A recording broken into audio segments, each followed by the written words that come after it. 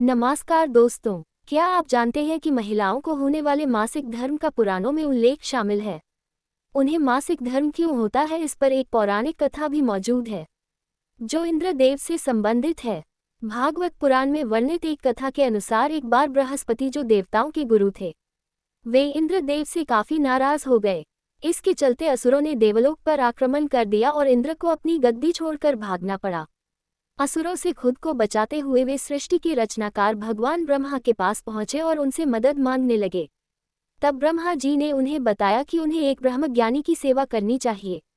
यदि वह प्रसन्न हो जाए तभी उन्हें उनकी गद्दी वापस प्राप्त होगी। आज्ञानुसार इंद्रदेव एक ब्रह्मज्ञानी की सेवा में लग गए, लेकिन वे इस बात से अनजान थे कि उस ज्ञानी की माता एक असुर थी।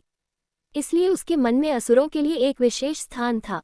इंद्रदेव द्वारा अर्पित की गई सारी हवन की सामग्री जो देवताओं को चढ़ाई जाती है, वह ज्ञानी उसे असुरों को चढ़ा रहा था। इससे उनकी सारी सेवा भंग हो रही थी। जब इंद्रदेव को सब पता लगा तो वे बेहद क्रोधित हो गए और उन्होंने उस ब्रह्मज्ञानी की हत्या कर डाली। एक गुरु की हत्या करना घोर पाप था, जिस कारण उन पर ब्रह्म हत्या का पाप आ गया। ये पाप एक भयानक राक्षस के रूप में इंद्र का पीछा करने लगा। किसी तरह इंद्र ने खुद को एक फूल के अंदर छुपाया और 1,00,000 साल तक भगवान विष्णु की तपस्या की। तपस्या से प्रसन्न होकर भगवान विष्णु ने इंद्रदेव को बचा तो लिया, लेकिन उनके ऊपर लगे पाप की मुक्ति के लिए एक सुझाव दिया। इसके लिए इंद्र को पेड़, जल, भूमि और स्त्री को अपने पाप का थोड़ा थोड़ा अंश देना था।